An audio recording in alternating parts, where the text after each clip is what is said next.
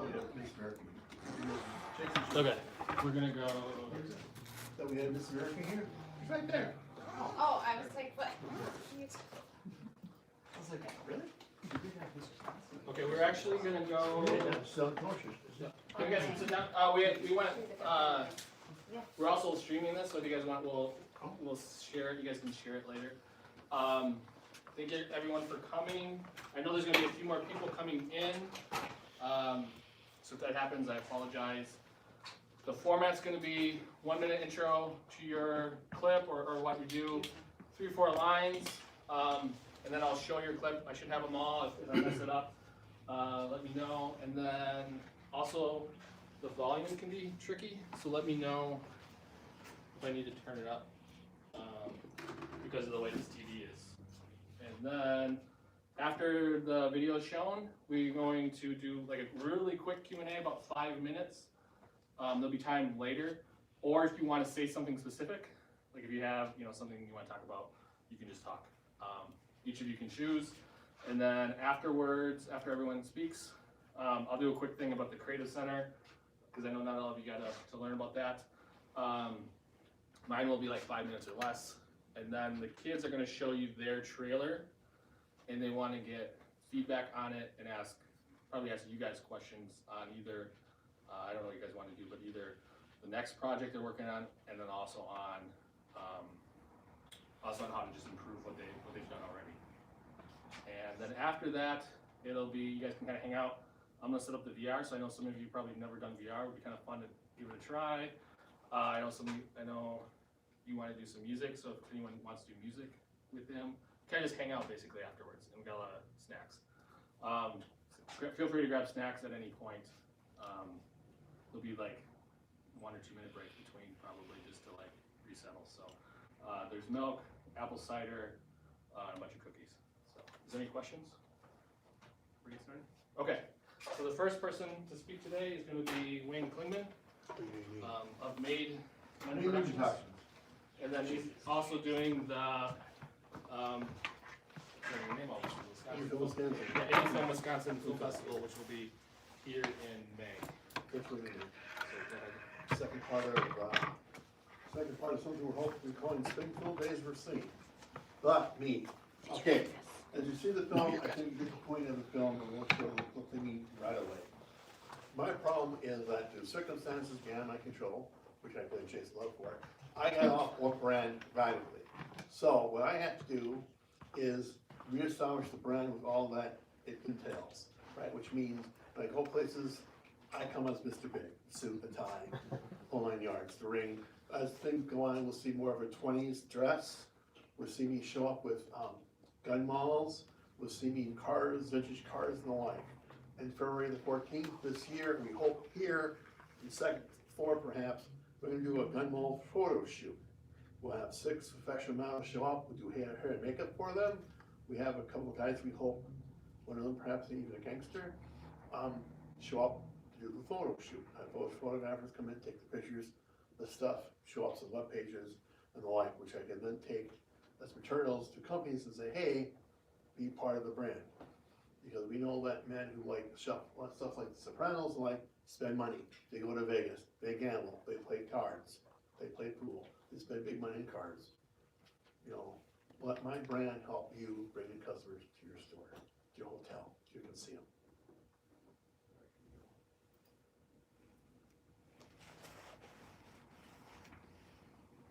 The DP for this came in from LA. This was done in Chicago. This is a highly, I think, well-produced, paid production. Everybody got paid well.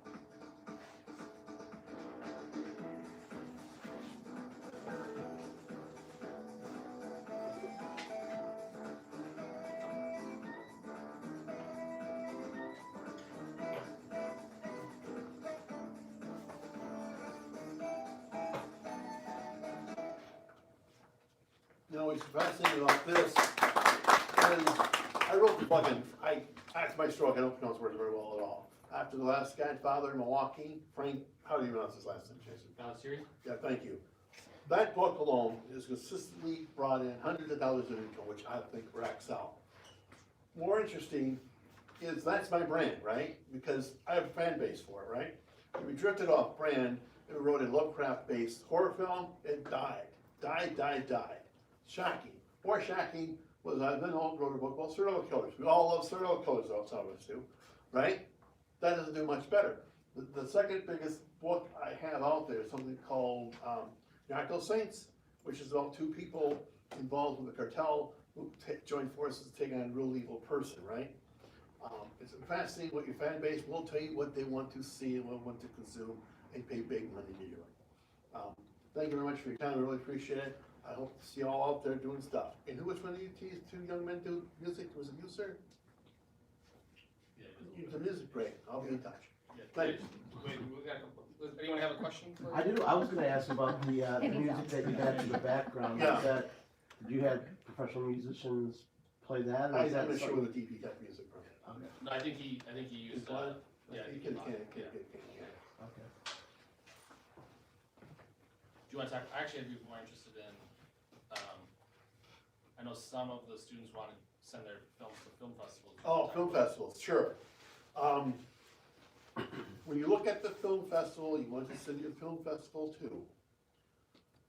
Most of you would be motivated to go and ask for a free entry. Please don't, because they get swamped. I mean, I get 5 requests a day.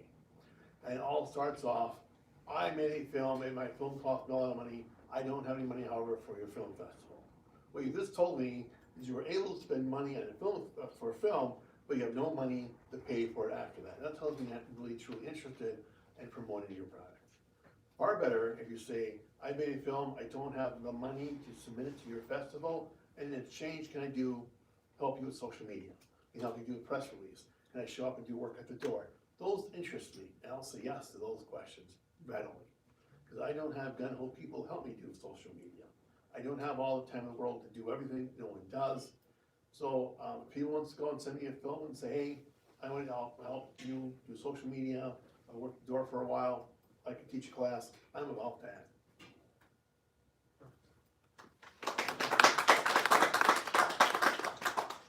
Then Brian.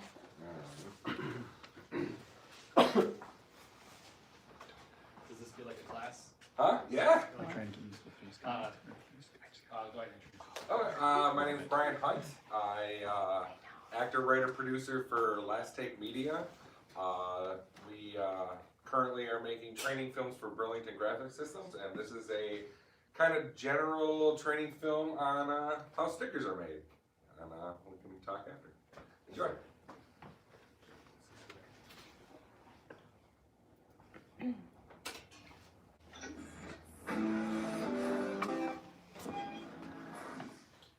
Burlington Graphic Systems is located in the heart of Racine, Wisconsin.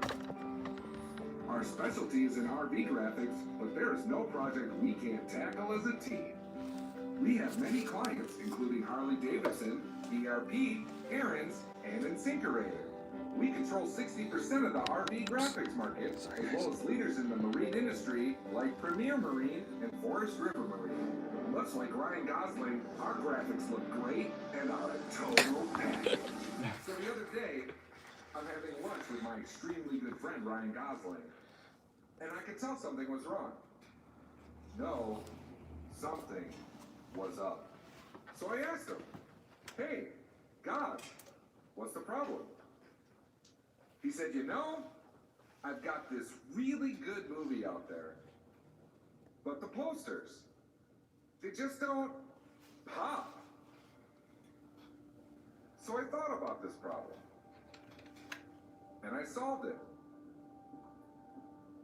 Ladies and gentlemen, may I introduce Autochrome.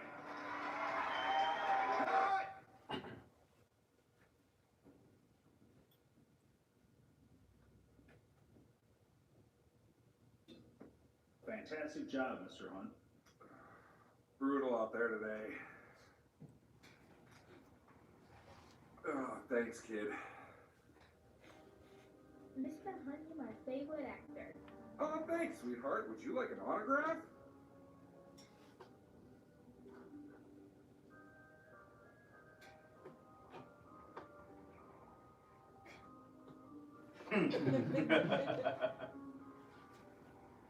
So, Mr. Hunt, where'd your stickers come from?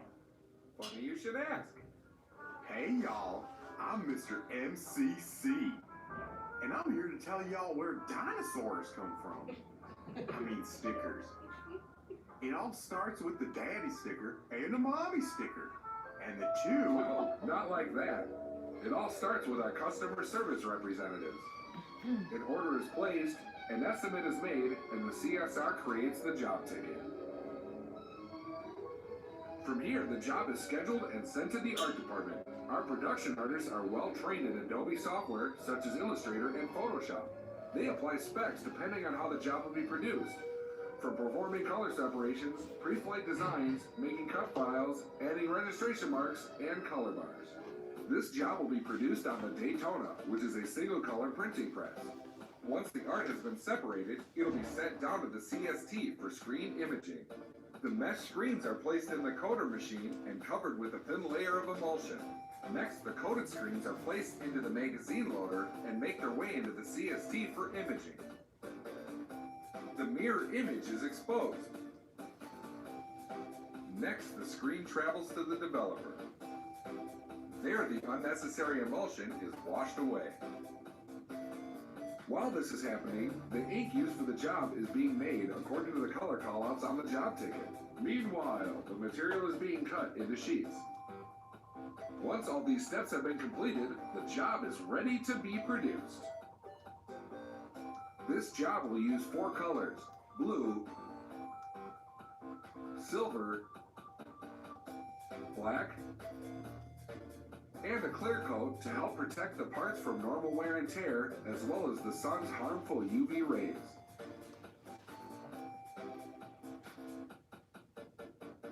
And done, right? Not quite yet. Because this is a face cut job, also called kiss cut, this will go to the CAD cutter first. A face cut is the process of removing unwanted vinyl from the liner. Then the job will be pre-matched to help protect the part in shipping as well as to help the application of the decal. Finally, the job will be cut to shape. Using our state-of-the-art zoomed CAD cutters, this job will be die cut, also known as through cut, and separated from the waste. This job will then be inspected for quality and rejects, counted, packaged, and labeled. The parts are now ready for shipment. Well, I hope that helps explain where stickers come from. Thanks, sir. Well, back to channeling the muse. And action! Welcome to the BGS team. You've just been hired. Really, you had to snip it out? Well, I hope you guys, learned kind of how stickers are made. This is basically one of the first videos that new employees will watch. A lot of times, you go into a new job, especially as you guys enter the job market, you'll notice that you're gonna have to watch a lot of training videos, safety videos, you know, how the company works. And I worked at a company that didn't have any. And I'm not a filmmaker. Luckily, I'm with an incredible partner who shoots, directs, edits, everything. I just get to act stupid on camera and write some stuff. But where we worked, they approached us and said, hey, you guys make movies, why don't you make us some training videos? So we started doing it and we thought, you know, you have to watch these videos and usually they're really boring and you forget anything that they say. So we decided to have some fun with it and it's kind of living the dream. One thing I like to note, all of the stuff in this, the vocals obviously were recorded after, because a lot of times when you're making a training video, where you're shooting won't have good sound. So be prepared if you ever make a training video to do a lot of ADR, which is additional dialogue recorded. And I've always wanted to be a voice actor, so getting to work on it was kind of my dream. But then when the practicality of actually doing it happen, it's a lot more work than you realize. So be prepared for hurdles that happen, and I'll leave you with one last adage. So, because sometimes things work great, sometimes things don't. So sometimes you walk through the rain, and sometimes you feed on a tree frog. Any questions? No? No, I got one. Okay. I got one for stickers, but I'll save that one for later. The writing process, how much of that was as originally planned, and then how much was created while you're shooting, and how much was created in editing? We storyboarded it and wrote a screenplay to do it because we knew that we were going to have to record after. So improvising stuff is very tricky when you're doing sound recording after. So we stuck to the script as much as possible, and our dialogue was recorded months after we shot it. So I tried to set a pace that I knew I'd be able to remember, so that when I recorded it, it'd be a lot easier for him to sync up in editing to match the voice. And then as you know, we filmed it, we're like, oh, we realized some stuff's out of order, so then we rewrote after it was shot, when we're doing all the voiceover type stuff where you don't have to match anything, and that's a lot of that gets rewritten. So, thanks for the question. Anything else? All right, thank you.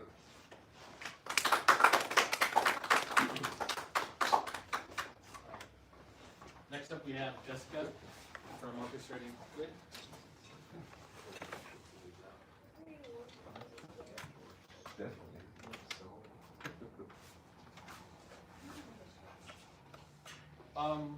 So you could just intro just a couple lines to start, and then we'll have you have more time after that. Okay, so my name is Jessica, and I work in the nonprofit sector. I work for Onaway Family House Charities actually for the last 9 years. And thank you. And I have noticed over time that there's a lot of nonprofits out in the communities that don't get any visibility because they have no money to market themselves. And there's also a lot of good stories that are happening right in our own communities that we don't pay attention to. And I thought it was time to start doing that. And so this idea came to me as I turned 40 this past summer and celebrated that. We went around orchestrating 40 good deeds throughout the city and filmed that thanks to the help of Mike, who you'll meet in a little bit. He was with us that day and experienced that. And it kind of evolved and morphed into what is now continuing to be Orchestrating Good. The community responded in a very positive way and wanted to know how they could get involved. And it was something that I hadn't quite wrapped my brain around yet, because I didn't know how everybody would take to the idea, but they really want to be a part of it and they want to see it grow, and they agree that there's so much good that is happening that we should be talking about instead of focusing on all of the negativity that can easily surround us on a daily basis. It takes way more energy to be negative than positive, and so we want to try to refocus that and help tell the stories that are happening and bring awareness to people that could probably use a little bit of help. But it's also just everyday people doing really great things. And just, just smiling at someone sometimes is all it takes. And I think people sometimes think that they have to spend tens of thousands of dollars to make an impact in their community or in the lives of others. And we're here to say that that is not true. And as you all know, because you have an interest in what you're doing here, seeing is believing, and being able to watch a video or see a photograph, that says way more than anything you could write, in my opinion anyway. And so why I think it is imperative that video and photography is the way to go as far as spreading our mission. So these are just a couple of stories, and like I said, we're 4 months old. I am not a filmmaker. I understand the needs that I see in the community, and I lean on those that have the ability to help tell the story. And there's a lot of work that goes into making sure on the forefront that whatever you're going to be doing is something that isn't going to jeopardize your brand. So if we're going to go out and help somebody or do something, we want to make sure that there isn't anything suspicious or anything we should be worried about, because all of the work that you do, you don't want it to be jeopardized because of something that's going on in somebody's life or an organization's business. If they're not paying their bills or doing all those things, you just want to make sure everything's legit. But in this particular video, this is Edward. If you guys live in this community, you might see him. He's on Martin Luther King in state. He's known as the sign flipper in our community. And the Journal Times, our local newspaper, had done a story on him in early July. And it got my attention, and as I watched their video, I noticed that he was pushing his items in a baby stroller, trying to get everything down to the corner.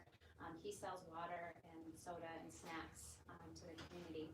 And I have a lot of friends who are police officers, and so I kind of checked in with them, and they said, oh, we love him. We stop by him whenever we can. And there's a school across the street, and the kids come and they get their snacks from him after school. And he's just a really positive person, and he's trying to make a difference. And so we surprised him with some items to help make what he's doing a little bit easier on him and let him know that we care about him and this community cares about him. So this would be what we call our Edward video. What about is paying for your rent? I'm like, yeah. I said, now it is, you know what I'm saying? Because each and every year I make a little bit more, I do a little bit better. And a long time ago I said, if I treat it like a business, then it should be successful like a business. But if I treat it like it ain't nothing, then it'll never be nothing. To be with my boy, at the end, it's not about the water, it's not even about the money. The main thing is about my boys. I did this for my sons, and that's why I'm doing it. We wanted to hook you up with a little bit of a surprise here. We wanted to give you a little something, just to kind of show you that Racine loves you and appreciates what you do. Whoa! Whoa, really? So we wanted to hook you up with a new part. And so with that, we wanted to also stock you up with supplies to carry you through the rest of the season. Because we know winter's coming, but we wanted to stock you up with everything. And lo and behold, we heard that you were using one of the candy bar boxes for your snack store. And so we wanted to give you something appropriate for that. Okay, so now, yeah, you bet. And in this snack store, it's $60. So like I saw in the video, you were carrying your the coolers in a stroller, right? And so we wanted to, and I don't know how far you have to come every day, right? But we wanted to give you some wheels, okay? I'm just going with the flow of it, but at the same time, you know what I'm saying, I'm going with patience, I'm going with love in my heart, and at the same time with hope, you know what I'm saying, I'm just hoping that everything that I'm doing will work out towards they're good. I mean, because they all I really got at this moment, so I can't afford to fail. We just can't afford to fail like kids, period. None of these kids out here.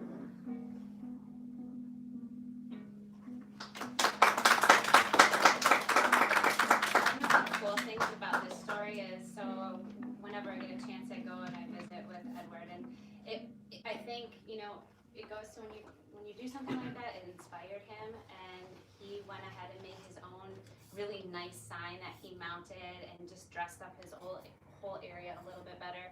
So I think it just gave him, it re-energized his spirit, and so I'm looking forward to seeing what he can do in the next season. And then this next video, so one of the things I'm doing right now is just investigating and looking at the nonprofits in this community, because this is where I live right now, and I think it's important to support where you live. And so Safe Haven of Racine is a local youth shelter, and it's for kids ages, I want to say 10 to 17. And it's been there a really, really long time, and we drive by it all the time, but I wanted to go in and see what it was really about and what they were really doing inside. And so that's part of the process, going in and seeing with your own eyes, not just taking somebody's word all the time. So really going in and seeing what they need and talking with them and what they need. And we identified that they needed a new washer and dryer. And so it's, again, about collaborating with people in the community that can help. And so we reached out to Grand Foundation. So you've probably heard of Grand Appliance. That's an appliance store that sells appliances and TVs. And we said, you know, there's this really great organization right here in the community. Would you help us out and donate a washer and dryer? They jumped on board, said yes, absolutely, right away. But at the same time, there's a room in the shelter that is filled with donations of clothing for the children that are there. They come with nothing. And so when we were up there, it kind of just looked like everything was thrown in totes, and I couldn't imagine, you know, being in that environment, having to go and sift through these boxes and trying to figure out what to pick. And so I also have a retail background, and so I said, hey, can we redo this room and kind of organize it, make it feel more like a store? And so that was kind of our way in, because we wanted to surprise them with the washer and dryer. So I went in and I dropped off all the shelving to get, you know, a week ahead of time, and then I found out they were hooking up hoses to a new washer and dryer. Oh shoot, like, okay, so plan B. So got on the phone immediately with Grand Appliance, and after walking around the house again, noticed that their kitchen appliances really needed some updating. And so we made a last minute decision within a few days, and they came through and were able to donate a whole new stove, a refrigerator, and a microwave to them. So we had to switch gears a little bit, and luckily, the Grand Foundation was very willing to work with us on that. Mike was present for that day, and I think a lot of it is when you're doing these things and you're going to surprise somebody, you don't really know how it's going to play out, so you think it through the best possible way. And I feel like you always want to be having plan A, B, C, D, and E, because you just never quite know how things are going to go. And when it is live, if you will, you can only edit what you have. You can't go back and get that emotion. So you do the best you can, and this is the result of what we did for them that day.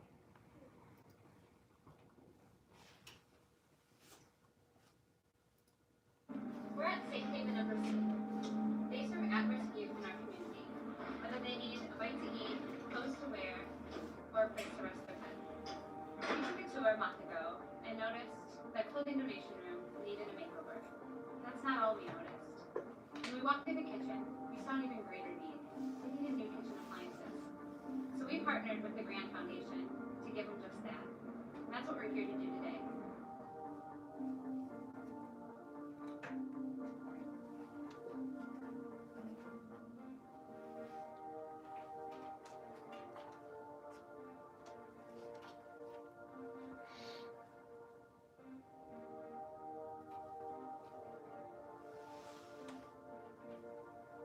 Wow. Oh my gosh. I was taking it all in.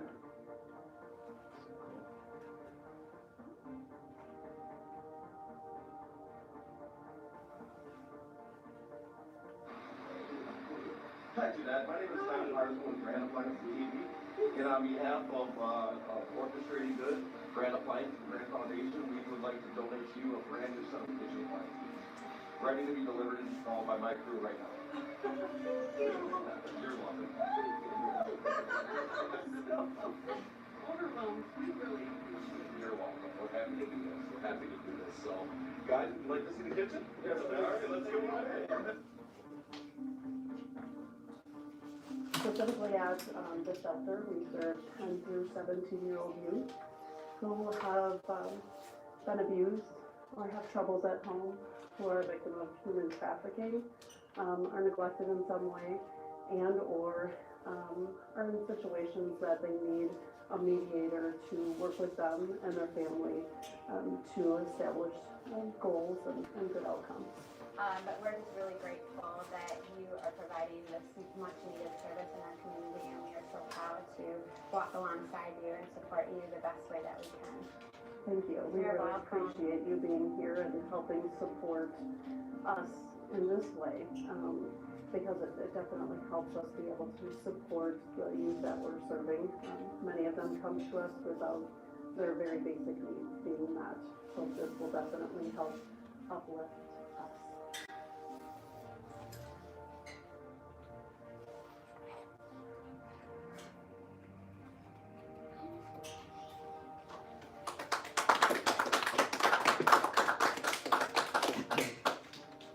I would just like to encourage you guys as you go through your careers to always be thinking about how you can use your time and talents to help tell the story of the people that need a little help to do so, to spread their missions. Do you have any questions? You sleeping today? I'm just kidding. I got a question. Yeah. So working with Grand Appliances, Yeah. or even working with like anyone that like that, what do you recommend for? Like I know they're working on the film, and it's, resources is always an issue. Like getting resources, and it's easier to get. I feel like how would one approach like a company like that if they're like, or Best Buy or like some other organization? Would you recommend to just in your situation? Sure. I think a lot of companies and organizations have a philanthropic arm, and really the best way to start if you don't already know somebody, because obviously who you know is means so much, but at the end of the day, they'll have something, usually on their websites, to speak to what they have, as far as that's concerned. But for Grand, if you want, like, for instance, Grand Appliance, you can easily see they have a foundation. So when you hear the word foundation, typically that means that there are funds that they're able to allocate towards certain projects. So it's really just doing a little bit of research to see what do they support. And for Grand Foundation, they support these types of initiatives. And so going to those companies' websites to see what kind of grants you can potentially apply for to help fund a project, or if you need what we would call an in-kind donation of goods or services. So it's not just giving you money for your project, but it's offering goods and services for it. They will explain all of that to you.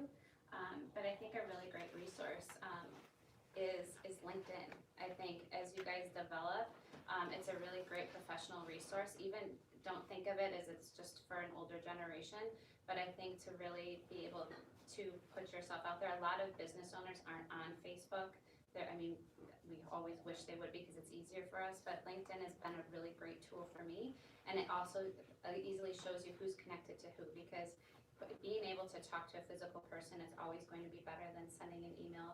Even if it means going into an organization and talking face-to-face with someone, I think that's always going to get you a little bit further, and it's going to show that you really are serious about the work that you're doing. So, that would be my advice. Okay, thank you. Maybe? Go ahead. So I'm gonna actually have Mike next. Okay, that's fine, that works for me. You were part of that last one as well. We're gonna show the You want to show that first? Nope, you go ahead and introduce it. Or do you wanna show it first and then talk? You know, we'll show it first. Yeah, let's do that, yeah. We're gonna switch it up.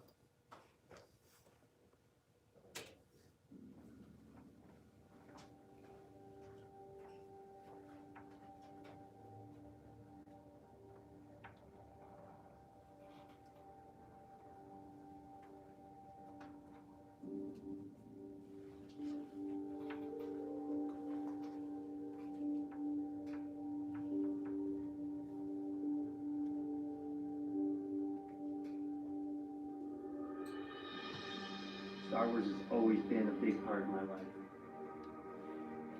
You're just having kids come up to you, looking at you like you are their biggest hero. When the 501st would walk into the room, everything would stop.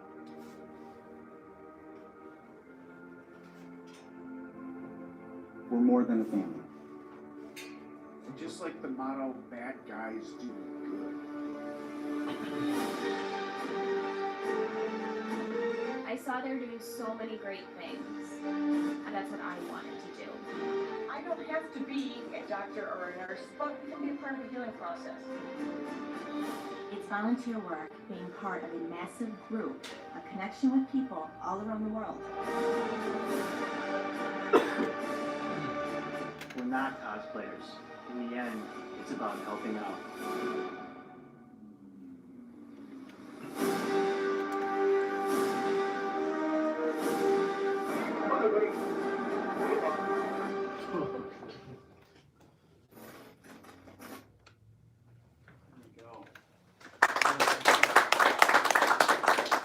That's a passion project right there. That's for a nonprofit. The 501st is a completely nonprofit organization. They do have rights to use Lucasfilm, the characters, things like that, to make their costumes. Everything that they do it on their own dime. How this project started, again, you have your passion projects that you always do. I'm not making anything on this. The 501st, the Midwest Garrison that I'm calling, they're not making anything on this either. So it's completely pro bono. It's been a lot of hours, a lot of travel, things like that, which is great. For me, it's fun because I can do what I enjoy, and like Jessica was mentioning, like if you can find something to utilize your talents to do something good, to raise awareness for something, or to help somebody out, why not? You might as well do it if you can. If you've got the time, you've got the resources. I'm fortunate enough to have a regular job that keeps me employed and keeps me funded, so I can do projects like that, and I can pick and choose things, which makes it a lot better for me. It makes me feel more fulfilled. So let me get back to the project. 501st, let's see.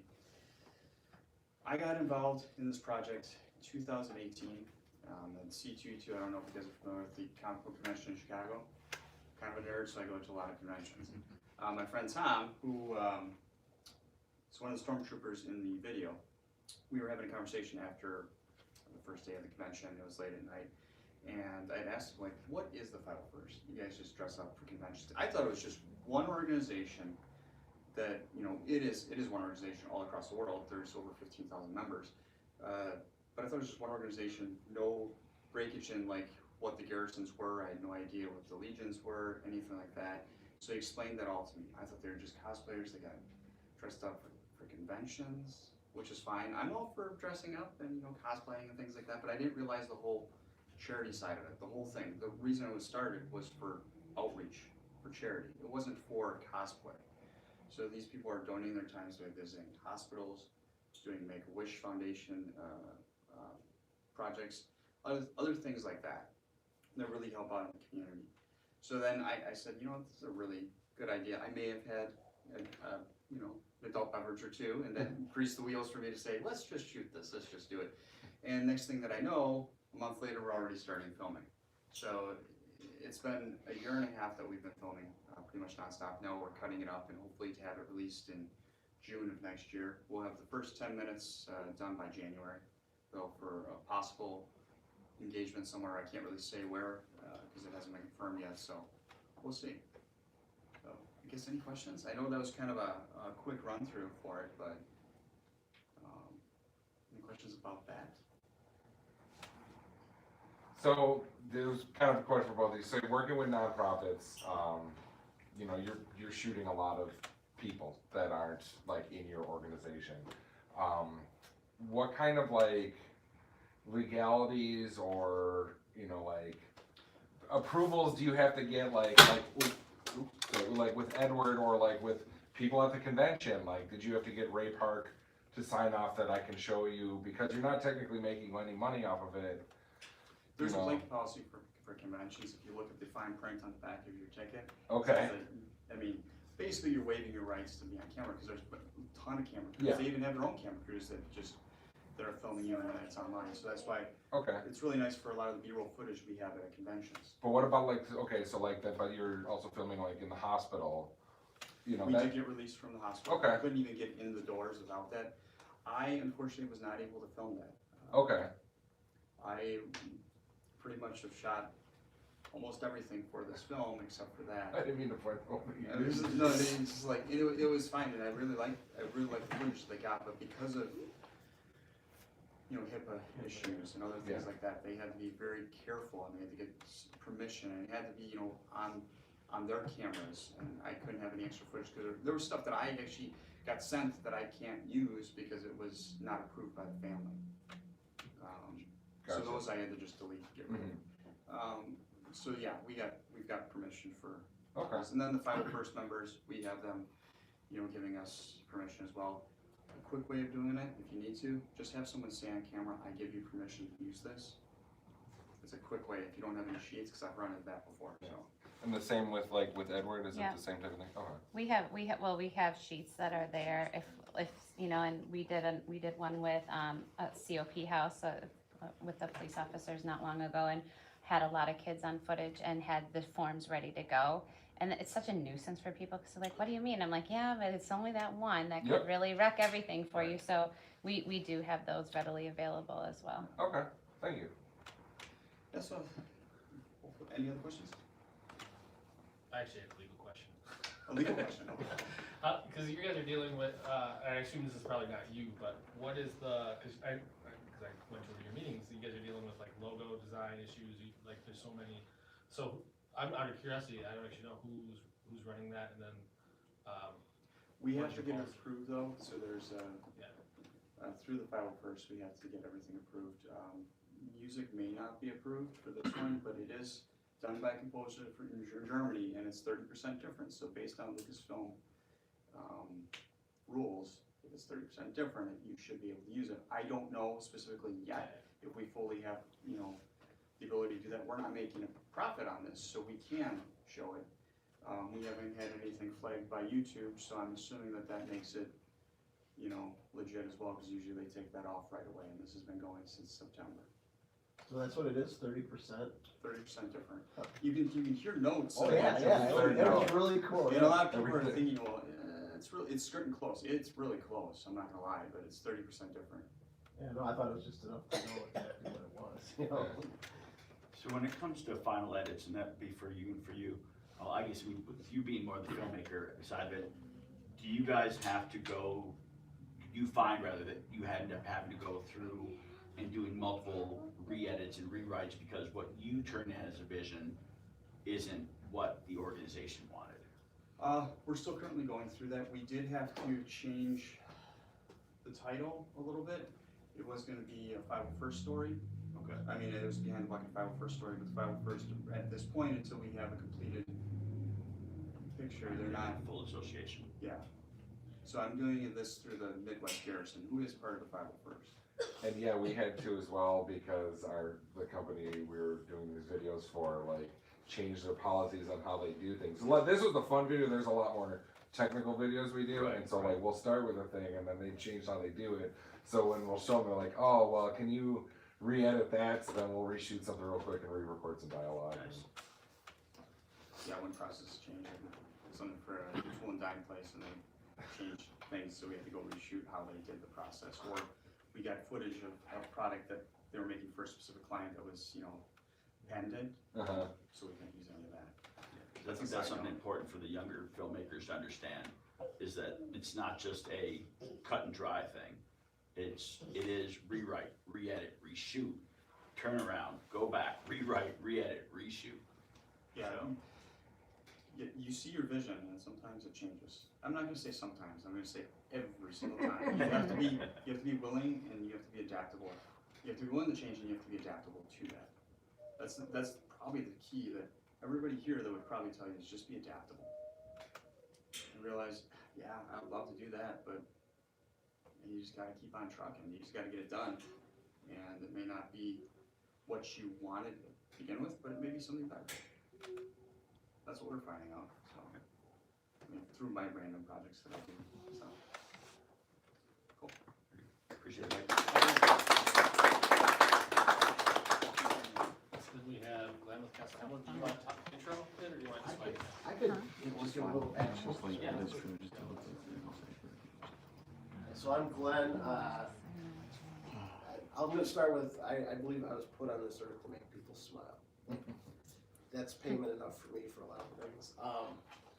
I worked in big pharma for 25 years, but I did a lot of side projects. I worked with Kenosha Community Media, like a cable access, and also with Madison. And I had a comedy show for 11 years. And then I also started with an art group. We would just have these meetings, and one day somebody said, what about an adult puppet show? And everything inside me said no, but for some reason my hand went up, and we started doing the Puppet Underground form, and it was fun. And again, some of it was a lot of adult stuff, but we also did like Harbor Market, and we want to go to some hospitals too, and just I had a neighbor kid next door that he passed away from cancer, and that kid was just like the greatest kid to me. He was just a great neighbor kid, and so I'm trying to work with some of those groups to have the puppets perform there. But Brian and I have a mutual friend, Tyrone Payton, and he was part of our group, and he's got all these shoulder problems.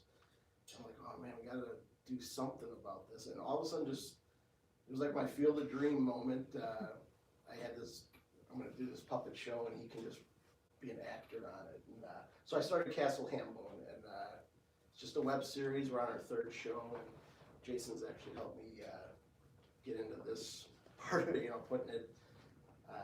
putting the comedy show out there wasn't, that was really easy to do. As far as this world, I didn't know a lot about, and Jason and I hooked up through one of the art groups, and then his children love the show, so it's like, well, that's something. So, but yeah, we just started it. I went through the writing program at Second City, and I did improv with my son down in Chicago at Improv Olympics, and that was really good. That was I got laid off from work, and I asked my son, "You want to go do this?" And we did. And it was pretty cool. I mean, just the whole Second City experience, and we were reading stuff that like Tina Fey and Steve Carell, stuff they wrote like when they were students. We got to read theirs, and so I do the writing, produce it, direct it, the music, and then the other thing that I learned, Jack Newell, he's a Second City director down in Chicago. He always said, if you can't pay the talent, at least get them food and drink. So that was, Amen. So it's a pizza party, and then we go down and shoot all our stuff. And the other thing I found is just, it's so fun. It's, there's a saying I used to have at my desk, and it said, find a job you love and you'll never have to work a day in your life. And for this, I mean, we just have such a good time. It's so much fun. And again, it's like my Field of Dreams thing. I don't know where it's going to go, but I had to do it. So with that. Is this episode you want? I don't know. This is the first one. Everyone likes to know the lights. Oh, she likes I think so. I will, I can talk more about it after you watch it. Do you want to watch that one? We didn't pick this before. That or the third one, that's the most recent. Okay. But she can watch it anytime. Yeah, it's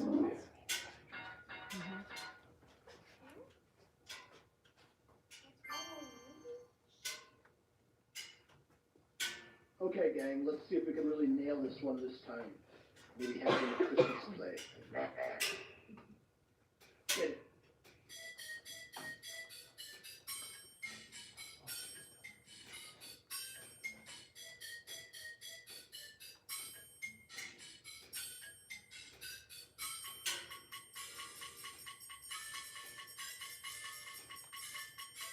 What's all this racket I hear?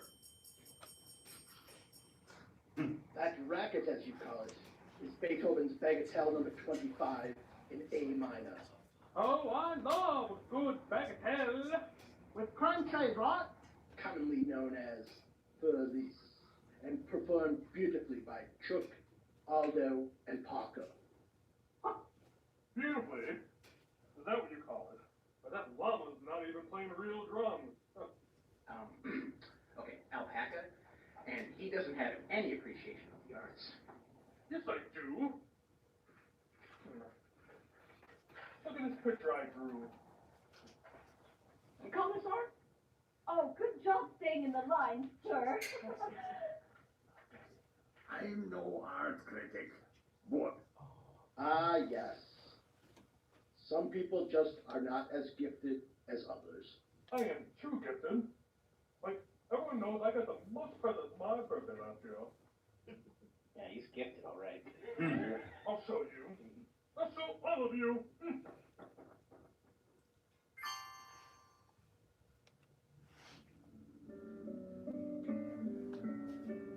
Oh, how lovely. I can't believe someone left us front row tickets to the dance recital. I love dancing.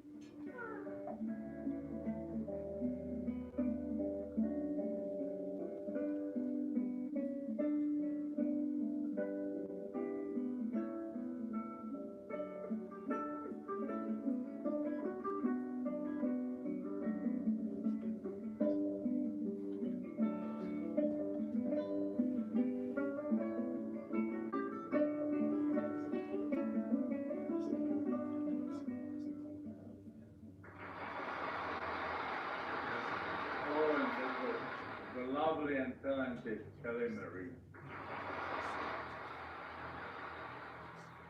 That's a right proper dance today. Classical and classy. What? And ladies and gentlemen, our next performer is awesome. That's what he told me to say. Prince Reginald.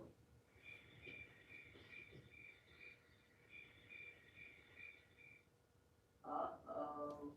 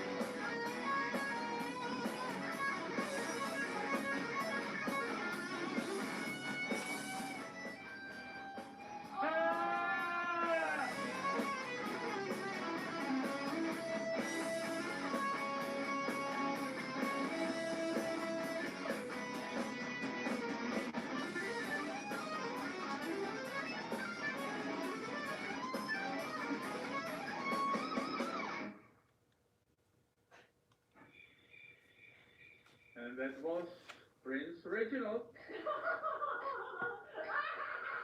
You know, I have to be very careful here. Let me remind you that he's only been dancing for a couple of weeks. Did you see the two left feet on that knocker? Prince Reginald? What? I can't believe it. I could dance better than him. I've seen a peg-leg pirate 2 steps better than that bloke. So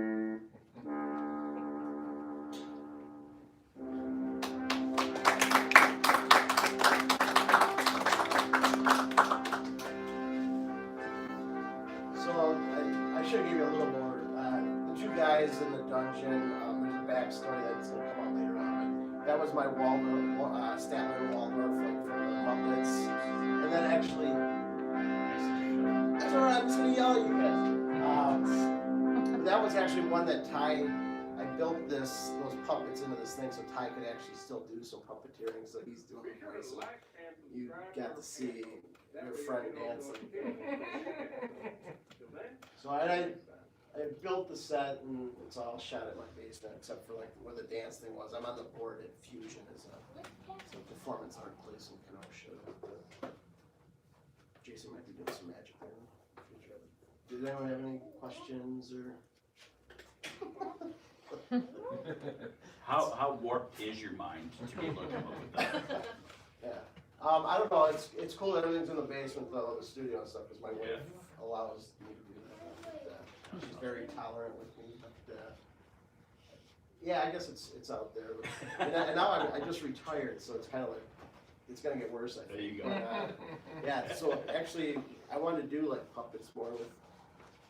Like you mentioned, the Ronald McDonald House, and so we do want to perform, not necessarily this show, but we do like when you know sing along to songs, and we got some little comedy sketches, and yeah. But I'm looking to do a lot more stuff now that I have time.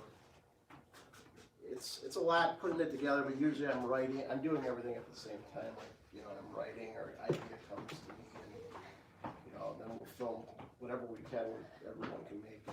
Do little shots. So,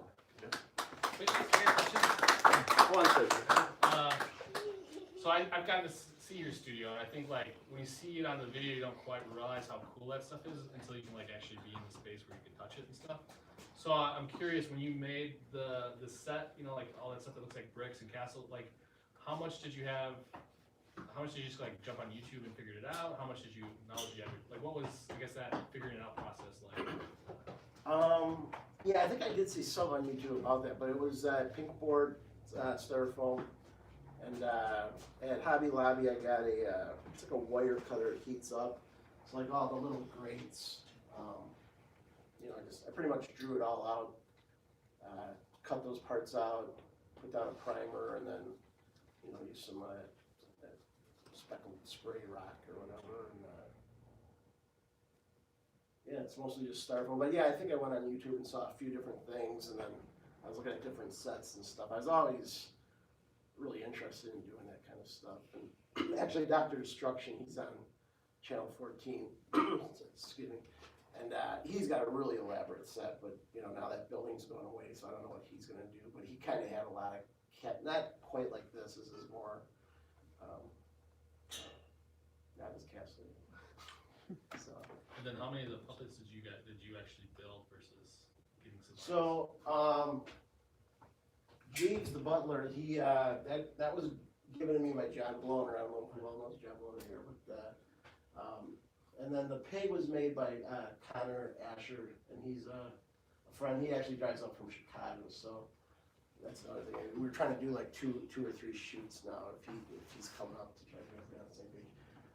And then this is a folk modest, and then Jill, that was her chicken. I'm not sure where she got that from. And then I'm right in the process of building a platypus, and that's for a song I want to go through this weird mammal animal song. But yeah, most of the ones on here are only the pig was the one that was made by one of the puppeteers actually, but we're starting to get more into that. You've seen the basement's slowly turning into I got like a little voiceover room now that I built. But it's like as I build things, I have to move everything else over, so. But yeah, we're hoping to have like, even if you guys ever wanna come and learn about making puppets, we're gonna start doing a lot of that too, so, if you're interested. What are you shooting on? It's a Sony FDR 4K. And then sometimes, I don't know if anyone knows Jeff Boss here, you might know Jeff, I'm not sure. Sounds familiar. Yeah, he's a videographer, he's been doing it for like 25 years, sometimes we'll come over and shoot, but it's usually we're doing it with one camera. Looks great, looks great. I like your set looks awesome, it really does. Yeah, and actually now what I'm doing is, so I take the door off, and I have like a night or a sky setting, so it's like they can be looking out the window, and I'm trying to get a little more warped or creative with using what I have. And right. So, thanks. Very good. Awesome. Okay. And then two more things then before we have sort of just hanging out time is I was going to talk a little bit about the Racine Creative Center, but I think what I'll do is I'll just show you a video so you kind of get an idea. The big thing with the Racine Creative Center is like use education with technology, right? So like it's funny because we're at the spectrum for the arts. They have an art school, and theirs is very like painting, ceramics, like these very I guess old school visual arts, where a lot of the stuff with the Creative Center is around utilizing technology and going beyond like art, like what we would consider normal, like the arts. So including product design, we're doing some stuff with 3D printing, stuff like that. So what I'm going to try to do, if I can get this to work,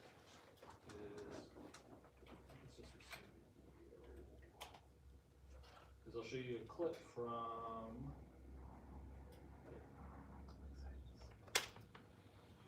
we had a class come in, and so kind of just gave them, because they're only here for I think 4 or 5 hours, kind of just introduce them to all the different aspects. So I figured it'd be a good thing to watch quick. Oops.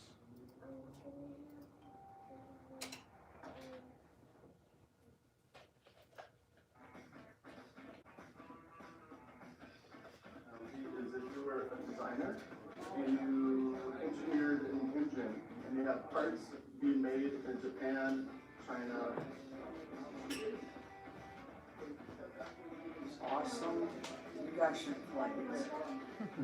Oh, there's another box.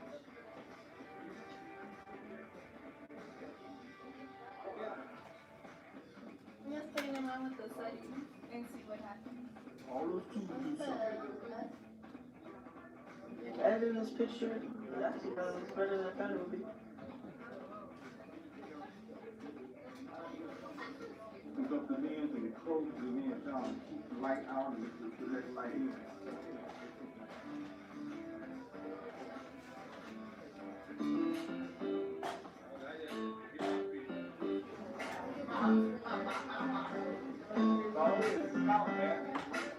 Yeah, we looked at, it was just a song.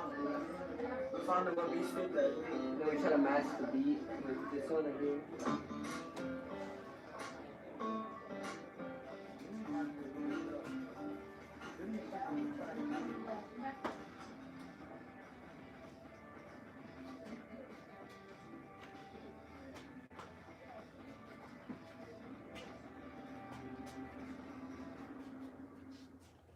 So that kind of gives you a quick view of what the Creative Center is meant to do, but there's also a part that Tim is the director. He doesn't talk about as much as they also utilize the space for like small businesses. It's not really been utilized for that, but anyone's really allowed to use and have access to Adobe Suites, which is a huge financial savings just coming in and using their computer. Just telling I think Mike about, or no, I think Glen, about how like I'll be editing a video and I hit render, it'll be like an hour for the render, and then it can go over to the next computer and edit another video. So it's been awesome for me, and it's something that I think hasn't been really utilized a lot. And then it's cool when some of the kids come in, especially the ones who do like music and stuff, which I don't have any skill sets in.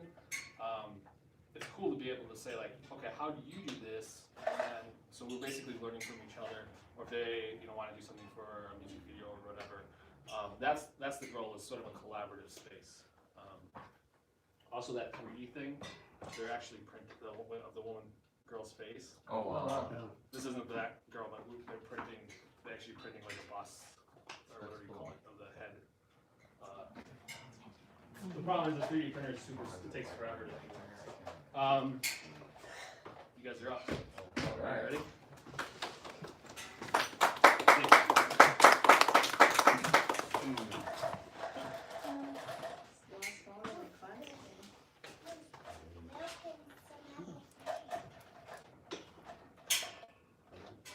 I like that cartoon. Yeah, thanks. What's up?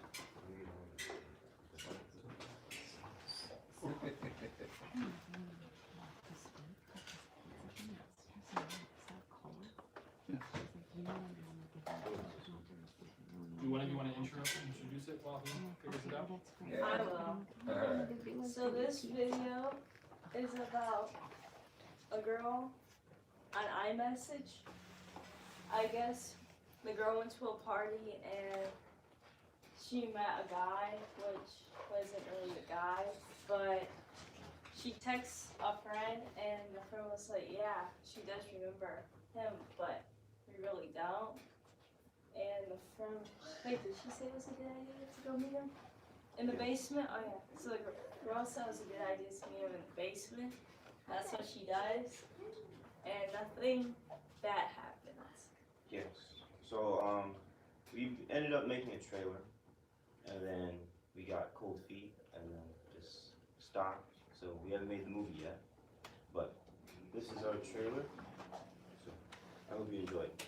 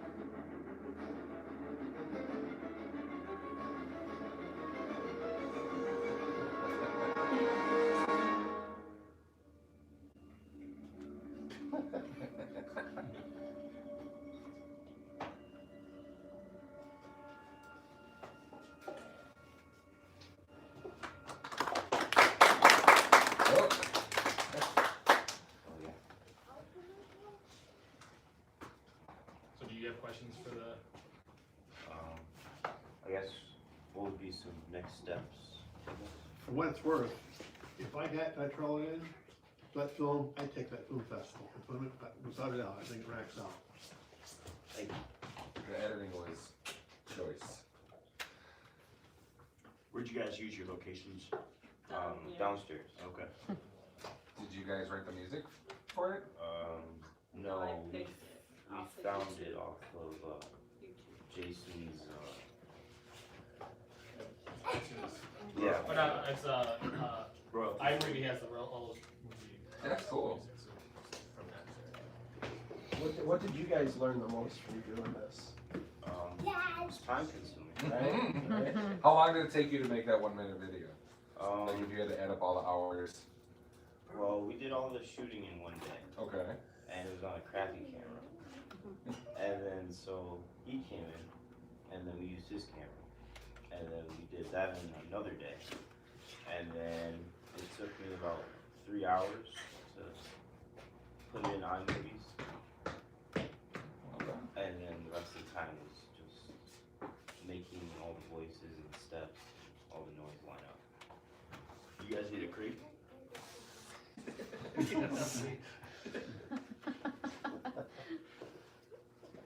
So you wanted to make a bigger project. How long would it be a short film or would it be a feature length that you want to make? Short film. Short film. Nice. Do you have a script already written, already set for that? Well, we recorded a text conversation. Okay. So if we were to take that next step, we would implement that so there wouldn't be like a script. It would just play through text and then jump into this. Nice. That's cool, that's wonderful, please do it. Yeah, agreed. What I think too, the issue we run into is, because I do mostly documentary stuff, and so they're very visual based, like there's almost no dialogue.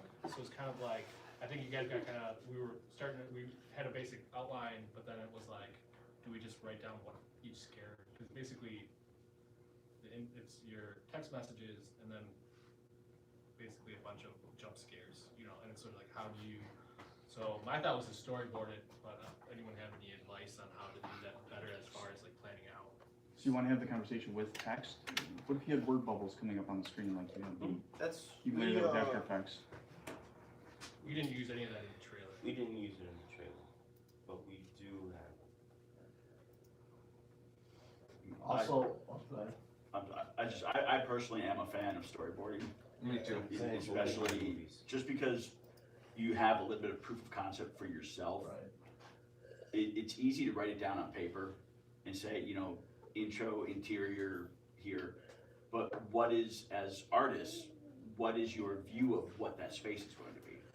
You know, and again, because you might have an idea for what your space is going to look like, and then you're trying to find that.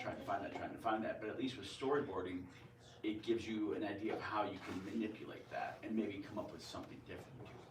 I agree, especially in the visual media, like you could write down, in the middle of a field there was a barn, and you guys close your eyes, each one of you is going to have a different barn in your head and a different field. So having a storyboard, someone could point out, oh, I have an idea using what you put up there, and then other ideas grow and you never know what to come up with.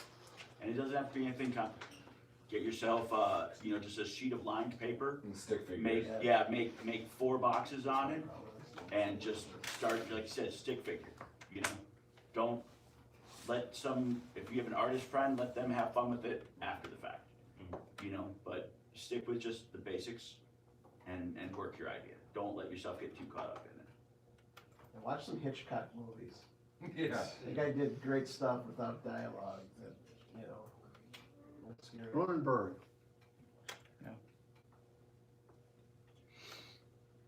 Yeah, so we did screen recording. All right. So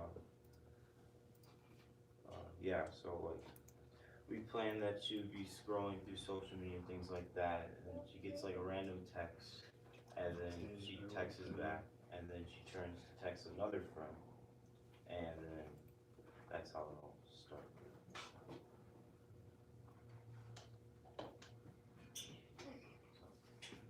Very cool. Cool. What camera did you use? We use a Canon T6. All right, nice. Good camera. What lenses did you prefer using? Well, we only had the default lens because my other lens was way too long for the base lens. Oh, so you have the 18 to 35 on that one? Yeah. Okay. Nice. That's a good lens. And then we also took shots of like reactions and things like that when she receives the text. So, and then that's in here. Are you guys thinking of reshooting all that, or? Maybe. Yeah, I gotta let people watch. Alright. What do you think was the biggest hurdle? What did you guys feel was the biggest hurdle for yourself? Like, hardest thing? Yeah, the Oh, hardest me thing. running up the stairs afterwards. Yeah, It's a talent I can appreciate that. How about Any tech- lighting? How did you guys Yeah. overcome? I mean, basements are very dark. We just used My flashlight, her flashlight and the circle thing. That ring. Right. Oh yeah, that Yeah. ring. Okay. and then we used it to like light up the ground, and then it would cast a shadow, so you're still able to see, but it's not like super bright. And then we usually had it at max lighting, I guess, and then just angled it. And just remember too, sometimes it's not what you see that can be more scary.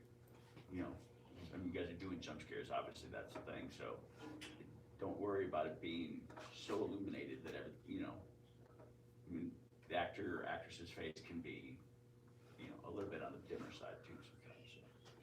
Yeah, adding a little bit of contrast, I agree with you on that one, which is, you know, it's always fun. But it's all everybody's style, and that's the thing, is that what do you prefer seeing? The nice thing about horror films is that you can get away with not having a lot of lighting. it actually works to your advantage. Like, you know, it's basically what Dave was saying, is that does work for your advantage, is having those dark areas, that area where you can't really see. But, cool. Looks good. Good job, guys. Thank you. Yeah, it was awesome.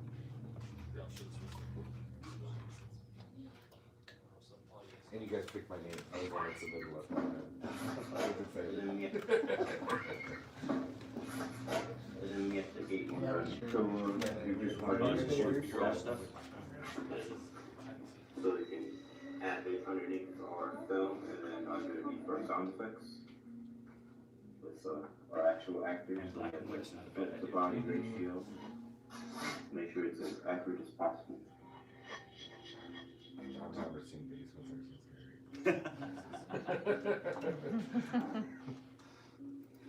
like do you ever get to go like to the theater, the basement there is terrifying, and there's a huge garage underneath the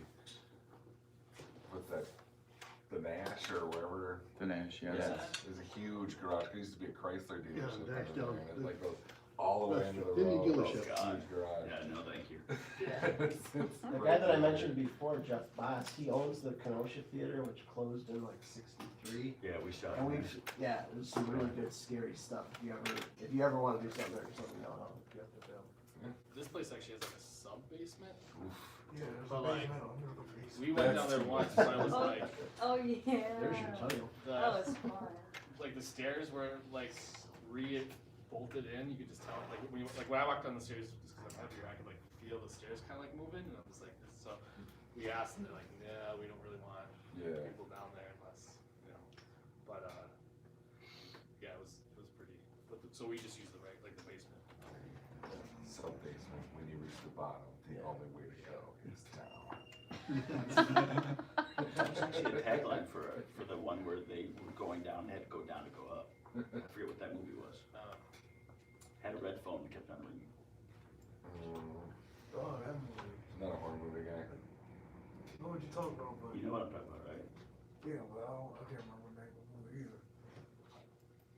So that's it. If you guys want to just hang out, check out. I'm gonna set up the VR stuff. We got some food. That thing that looks like it's creamer is actually coffee. It's like a Starbucks like cold coffee thing. So feel free to chat, hang out. You guys make sure to ask some questions because we're gonna be starting after the new year. Thanks, guys. Thank you. Thank you. Thanks, Jason. Question, Jason, on the Creative Center. Do they have a rate sheet